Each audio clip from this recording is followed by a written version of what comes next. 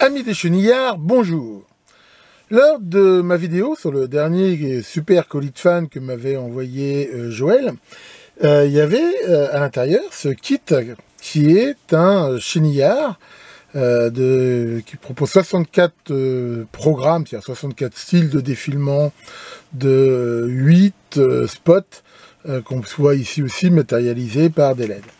Et je vous avais dit que je l'avais essayé très rapidement, qu'a priori il avait pas l'air de marcher, mais que on fera une vidéo pour voir un petit peu ce qui se passe, comment il fonctionne.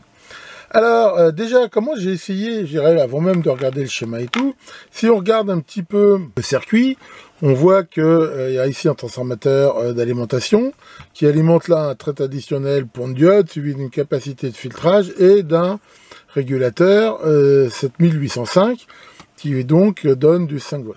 Quand on voit un truc comme ça, on peut très facilement l'alimenter avec une alimentation sans risque, sachant que voilà, il suffit d'avoir à peu près 9 volts en entrée pour que le régulateur marche bien, et on peut sans risque généralement se brancher directement, là comme on le voit, aux bornes du pont de diode. Donc c'est ce que je fais ici. Voilà, et on peut voir que quand je fais ça, ici il y a ce compteur qui s'affiche, et ces afficheurs affichent le programme, donc 1 parmi 64. Alors on peut l'avancer de façon manuelle, en appuyant ici sur le bouton, et on peut aussi, là, avoir cet interrupteur. Donc cet interrupteur, d'après ce que j'ai compris, c'est un mode automatique. C'est-à-dire qu'il a une position où il reste sur le même programme qu'on choisit manuellement. Alors il n'y a pas de retour arrière, hein, il y en a 64. Il faut bien réfléchir si on veut faire tout le tour. Mais sinon, il y a un mode automatique qui, à peu près tous les 4-5 secondes, voilà, tant que là on le voit, fait que le programme change automatiquement et s'incrémente. Donc ça permet d'avoir un peu de la diversité, on va dire, où on le laisse comme ça, il va défiler petit à petit les 64 programmes, sachant que le bouton ici sert à régler la vitesse de défilement. Alors normalement, les LED ici devraient refléter l'état des sorties, qui normalement, voilà, on peut voir, pilote là des triacs, qu'on voit qui sont ici non présents, triac qui normalement font fonctionner des lampes 230 volts, hein, des spots, des choses comme ça. Alors voilà, donc moi j'en suis là, donc je trouve dommage que les LED ne fonctionnent pas. Et pourquoi? Bon, comme ça, il y a plein de causes possibles, mais j'ai la chance, comme je l'ai dit, d'avoir le schéma de cet appareil. Donc en le regardant déjà, ça va me permettre peut-être d'un peu mieux comprendre. Alors jetons-y un coup d'œil. Voilà, j'ai scanné donc la doc de ce kit. Alors on voit que c'est un kit assez ancien, hein, qui s'appelait donc Kit Choc. Et on voit bien chenillard digital et 8 voies 64 programmes. Et on voit ici une mauvaise photo, on va dire, du circuit. Là, la liste des composants. Bon, je vous passe, je veux dire, le texte, hein, il n'y a pas grand-chose à en dire. Enfin, ça explique en gros comment ça fonctionne. On voit ici l'implantation, mais ce qui va bien sûr nous intéresser ici, c'est le schéma que l'on peut voir à cette page-là. Alors, la première chose que on peut noter, et qui est chose qui est très importante du point de vue de la sécurité, c'est qu'il y a beau avoir ici un transfo secteur pour l'alimentation, hein, qu'on voit ici, on voit aussi que le secteur, là on le voit très bien là, est aussi directement relié à la masse. Ce qui veut dire que ce montage, dans sa globalité, n'est pas isolé du secteur. Et alors, ils le disent dans la doc, mais à mon avis, ils n'insistent pas trop dessus. Ce qui veut dire que voilà, le secteur est potentiellement présent, je veux dire, sur ce montage. Surtout que selon le sens où on va brancher ici la prise, souvent il n'y a pas de terre, donc c'est un petit peu de la chance, on peut très bien avoir ici la phase. Donc la phase, là voilà, on voit que se retrouve là sur la masse. Alors c'est quelque chose qui est assez courant pour certains des montages comme ça avec des triacs. Du moment qu'on le sait, après, voilà, il faut juste faire très attention à ce que mettre ça dans un boîtier bien isolé, que les boutons, les organes de commande, les axes de potentiomètre c'est en plastique, enfin voilà, qu'il n'y ait vraiment aucun risque de rentrer là en contact avec le secteur. Alors le transfo ici sert quand même, je veux dire, d'alimentation, hein, ça n'empêche pas. Hein. Donc là on voit nettement que ce transformateur n'a pas de rôle d'isolation, il a juste un rôle, on va dire, d'abaissement de la tension secteur pour avoir ici une tension de l'ordre de 12 volts. Donc là on voit c'est très classique, hein, c'est redressé ici par ce pont de Grates de façon à avoir ici une double alternance positive à 100 Hz qui est filtrée là par ce condensateur avec en plus un condensateur en parallèle dessus de faible valeur. Je rappelle que le fait de mettre en parallèle sur des condensateurs électrochimiques, des condensateurs de bien plus faible valeur, c'est pour compenser en fait le fait que aux valeurs élevées de fréquence, les condensateurs électrochimiques ne sont plus tellement des condensateurs et agissent plus comme des selfs. Bon, honnêtement, mettre ça ici, à cet endroit-là, bon, pourquoi pas, je veux dire, enfin, ça me paraît un petit peu overkill.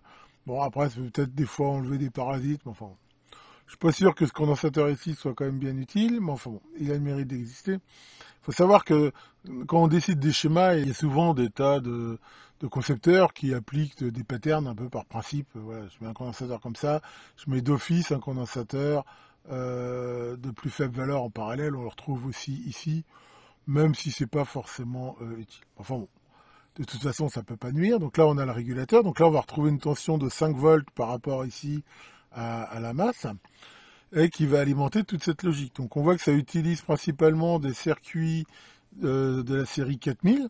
Donc on voit ici, voilà, il y a 4 4040. Donc le 4040, je rappelle que c'est un compteur, c'est-à-dire qu'à chaque fois qu'on va lui envoyer une impulsion, il va compter de façon binaire. Et on voit ici que le corps du circuit, c'est ce circuit-là qui est une EPROM. Alors, le principe de fonctionnement, en effet, c'est que dans cette EPROM, on a mis des programmes, et alors on voit qu'il y a un certain nombre d'adresses qui sont défilées périodiquement par ce compteur ici 4040, dont on voit l'horloge vient ici du 555, qui donc lui va faire la vitesse, on va dire, de défilement qu'on peut régler ici avec ce potentiomètre-là. On voit que voilà, c'est un 555 monté en oscillateur, il n'y a vraiment que du très très classique.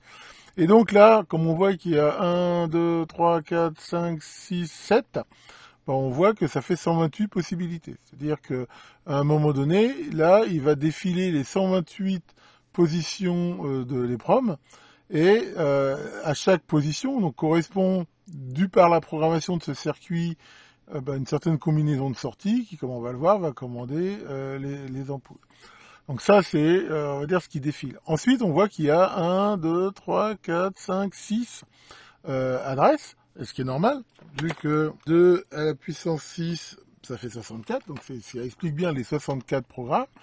Et ces programmes, eux, ils sont faits par ce compteur ici. On peut un petit peu voir ça comme 64 pages de 128 séries de code qui sont donc défilées. Donc c'est pas, il n'y a pas de microcontrôleur. D'accord, c'est le programme qu'il y a dans les proms qui va déterminer les différentes patterns. Donc les sorties ici, on peut voir que pilote, là, on va y revenir, les sorties. Et ici, il y a une porte E. Alors, à quoi elle sert cette porte E? On voit que quand toutes les sorties sont 1, ici, elle va donner une valeur 1. Et c'est ce qui permet, en fait, de changer, là, le programme, apparemment. Quand on est en mode programme automatique, en fait, c'est cette combinaison ici qui va faire avancer le programme. Comme ça, voilà, rapidement, en regardant le schéma, c'est comme ça que ça fonctionne. Là, on a tout simplement la partie là du compteur justement de programme. Alors c'est un peu bizarre d'avoir pris des 4040 ici, parce que pour que ça compte en décimales, ils ont été obligés de rajouter là cette logique qui est un petit peu space. Bon, pourquoi ils ont fait ça? C'est assez bizarre là. Enfin, la logique aurait voulu ici plutôt de prendre des compteurs genre 4029 ou des compteurs, on va dire décimaux. Alors que là, ils ont pris des compteurs binaires. Alors peut-être c'est parce que comme ils ont beaucoup de 4040, ils avaient un stock de 4040 ou ils ont pris de gros. C'est peut-être pour ça. Mais enfin bon, il faut bien voir donc, c'est que voilà, cette logique ici sert donc à faire ce compteur de 0 à 64 là, et qui s'affiche là sur ces deux décodeurs. Alors, on voit encore ici le circuit ici. Alors, ce circuit ici, en gros, c'est un truc assez classique. C'est que le bouton poussoir, si on appuie un coup dessus, ça avance. Mais si on reste appuyé sur le bouton poussoir, vu que c'est assez chiant d'avancer, si on veut passer de programme, comme on a vu que ça comptait, en gros, si on le laisse appuyer, cet oscillateur ici fait avancer le compteur à 4 ou 5 Hz, qui permet, en fait, on va dire, une avance rapide. Donc voilà pour toute cette partie logique. Alors reste après la partie de commande de triac. Donc là les triacs, ils sont bien sûr mis en série ici avec les lampes. Et on peut voir que chaque sortie, hein, qui sont ici, c'est 8 fois la même, on a un transistor BC547 qui est commandé donc ici par la sortie de l'EPROM. Et on peut voir qu'il y a la LED dans le collecteur qui derrière commande la gâchette du TRIAC. Et là, je commence à mieux comprendre pourquoi les LED ne marchent pas. Pourquoi? Parce que on s'aperçoit que si ici il n'y a pas de TRIAC, et on a vu qu'ils avaient été dessoudés, en fait le courant il peut pas passer. C'est-à-dire qu'en fait le transistor là il va se commander, mais comme son émetteur n'est relié, je veux dire, à rien, il peut pas y avoir de courant entre le collecteur et l'émetteur. Alors ça explique exactement donc pourquoi pour l'instant les LED ici ne fonctionnent pas. Alors, pour info, Joël m'a dit qu'il avait enlevé les TRIAC, parce que justement, il les avait remplacés par des SSR, hein, des Solid State Relay, qui justement ont un opto-TRIAC qui les isole du secteur. Donc en faisant ça, le montage devient beaucoup plus safe. Mais voilà, ça veut dire quoi? Ça veut dire que là, sans les TRIAC, les LED ne s'allument pas. Alors, si c'est bien ça, la panne, elle est facile à corriger pour l'instant. Si je veux juste allumer les LED, c'est-à-dire je ne veux pas remettre ici un TRIAC, si ici je connecte la gâchette du TRIAC, enfin l'emplacement de la gâchette ici à la masse, là le circuit sera bien fermé. Et à ce moment-là, je pourrais voir les LED s'allumer. Donc, il y a des grandes chances que ça soit ça le problème. Alors, on va essayer, et puis comme ça, on va pouvoir voir tous ces magnifiques programmes défiler. C'est parti. Alors justement, déjà, on a vu sur le schéma qu'il y avait cette avance automatique, et en effet, on peut voir que si je reste appuyé là sur le bouton, on a bien cette avance. On a vu grâce à cet oscillateur. Alors, si ça fonctionne, si je mets la vitesse à fond, je peux déjà faire un essai vite fait. C'est en supposant qu'il y a au moins des LED qui s'allument. Si je relie la sortie ici de la gâchette temporairement à la masse, je devrais voir une LED s'allumer de temps en temps. Et là, tiens, voilà, on voit bien que quand je fais ça, la LED, là, voilà, ici fonctionne. Donc ça explique bien que c'est ça la cause du problème. Alors, si on regarde, c'est des résistances de 47 ohms. Donc pour les LED, je ne peux pas les mettre directement à la masse, c'est un peu beaucoup. D'après mes calculs, là, si je mets mettant des résistances de 56 ohms, ça devrait le faire. Alors, je vais les souder temporairement, donc entre gâchette et masse, et comme ça, on va pouvoir voir si les LED fonctionnent bien. Bien, et comme on peut le voir, j'ai soudé là mes 8 résistances de 56 ohms entre gâchette et masse, et on va pouvoir essayer, va-t-on voir le chenillard-chenillé, a priori ça s'annonce plutôt bien, et voilà.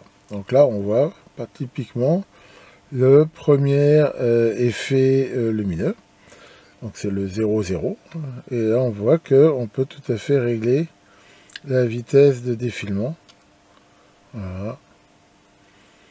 Comme ça. Donc là, je suis en mode manuel, c'est-à-dire que chaque séquence est manuelle. Voilà, on voit ici dans notre effet. Par contre, en mode automatique, c'est quand toutes les LED sont allumées, comme on l'a vu sur le schéma, que ça passe automatiquement à la séance suivante. Donc là, par exemple, on voit cette séquence-là. Mais quand toutes les LED vont s'allumer, on va voir que ça va passer donc au programme suivant. Donc là, on peut, voilà, tac, voilà, là, on l'a vu ici très bien. C'est-à-dire si on va très très vite, en faisant aller au plus vite possible exprès, voilà, on va voir que à chaque fois que voilà, là des fois on voit que ça va très vite parce que dès que ça allume toutes les LED, et ça fait donc 1 1 1, la porte rente déclenche, et voilà, et on voit qu'on passe donc ici à la séquence suivante, ce qui explique pourquoi les séquences ne durent pas forcément toutes le même temps, parce que en fait ça dépend de la programmation tout simplement.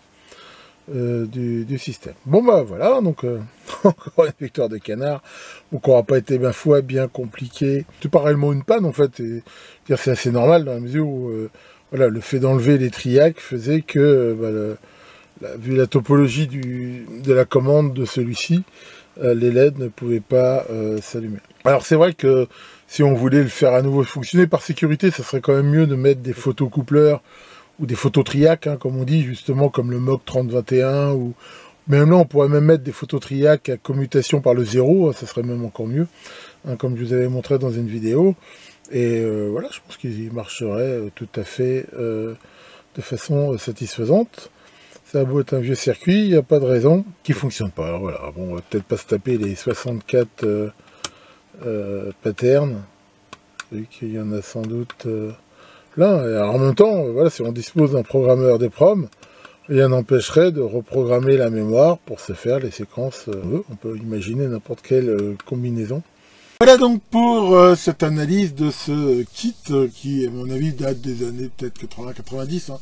C'est manifestement pas un truc très moderne. C'est sûr que maintenant, de nos jours, je veux dire, plutôt de mettre cette pléthore de logique câblée, on aurait plutôt tendance à mettre un petit microcontrôleur qui ferait le job tout aussi bien et avec beaucoup moins de connexion. Enfin voilà. À l'époque, on avait quand même pas mal de montages comme ça. Et je dois dire, j'ai conçu dans le temps pas mal de systèmes qui utilisaient comme ça des EPROM pour faire justement des trucs séquentiels ou carrément des fois du décodage. On peut comme ça finalement faire pas mal de choses des fois avec ces circuits mémoire, alors que généralement c'était quand même plus utilisé comme mémoire de programme pour des systèmes à microprocesseurs. Donc voilà pour cette vidéo hein, que je vous avais promis suite au ce super ColitFan. Il y en aura d'autres hein, parce que comme je l'avais dit, c'est pas les sujets qui manquent. Tiens Maurice, tu portes une réclamation. Pourquoi? Parce que je suis pas gentil avec toi, je te parle toujours, je te fais passer pour un idiot et tout. Oh là là là là là. Bon écoute, c'est vrai que t'as raison. Des fois je suis pas très gentil avec toi. Je vais essayer d'améliorer la façon de dire les choses. Donc par exemple, je vais pas dire que t'es complètement débile. Je vais dire par exemple, tu es poursuivi par ton intelligence, mais t'es tellement rapide que te rattrape jamais. Que TTL, le démon des circuits, fasse des belles combinaisons logiques. Et à très bientôt pour de nouvelles vidéos.